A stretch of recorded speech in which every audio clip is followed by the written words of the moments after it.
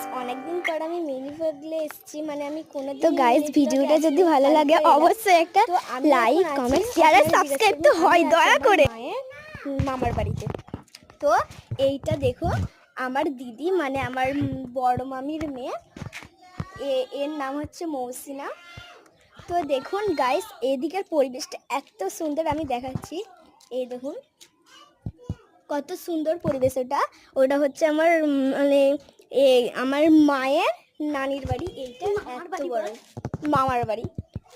তো গাইস এখানে পরিবেশটা খুব সুন্দর। আমার দিদি লজ্জা পাচ্ছে, দেখো ওখানে ঢুকে গেছে, হাই পালাচ্ছে।